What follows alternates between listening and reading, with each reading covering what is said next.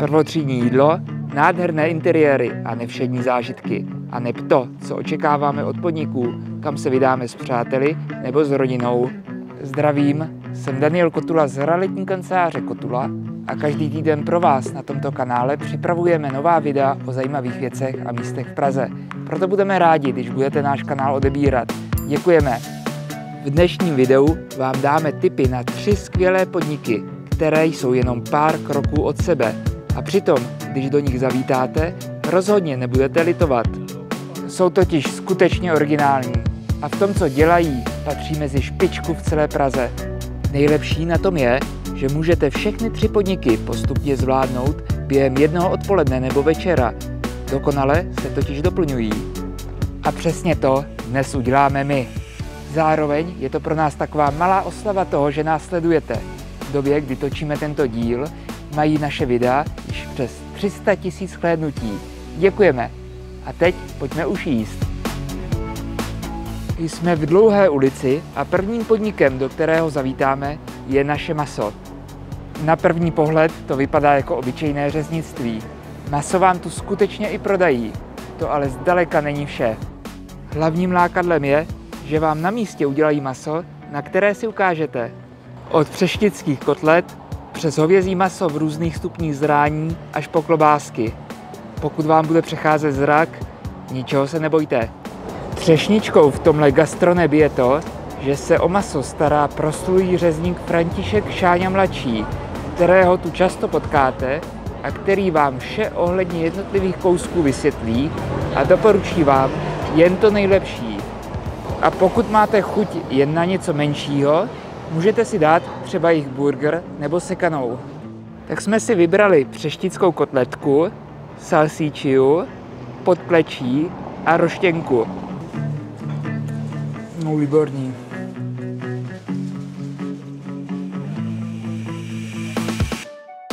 Tak myslím, že jsme spokojeni. Maso bylo naprosto skvělý.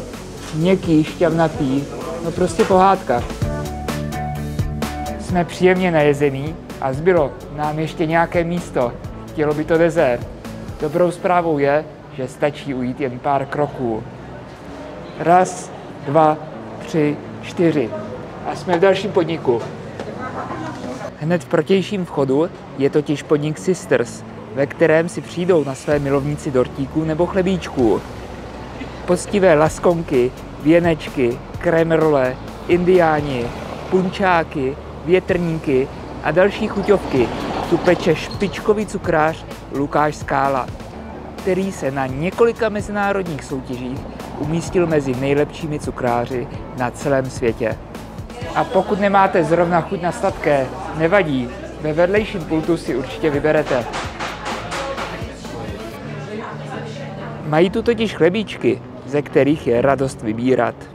Kromě klasiky šunka vejce, tu najdete i modernější provedení této typicky české pochoutky a na své si přijdou i bezlepkáři. Na požádání zvládnou jakýkoliv chlebíček připravit i bezlepkově.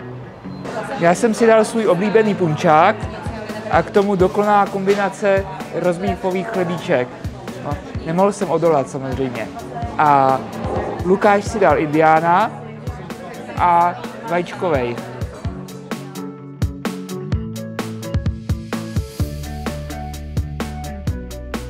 Konečně jsme se pořádně najedli a teď by to naopak chtělo něco na slehnutí. S tím nám pomůže podnik, který je hned vedle. Tak pojďte.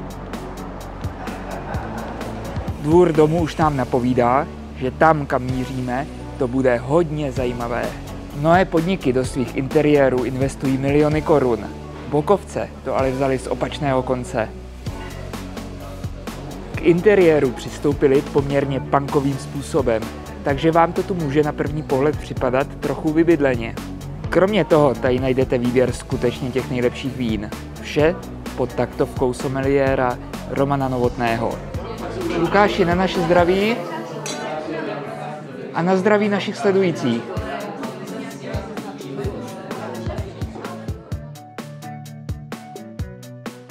Tím je dnešní putování za skvělým jídlem a pitím u konce. Máte další tipy, kam v okolí zaskočit? Napište nám je do komentářů. Ocení je další sledující tohoto videa. Děkujeme. Každý týden pro vás připravujeme nové video o životě v Praze a jak si ho co nejvíc užít. Budeme proto rádi, když budete náš kanál odebírat. A pokud se vám líbilo toto video, zkuste některé další. Například to, kde se v Praze čepuje nejlepší Plzeň, na kterou místní nedají dopustit. Mrkněte se, odkaz najdete pod videem. Děkujeme a těšíme se příští čtvrtek na viděnou.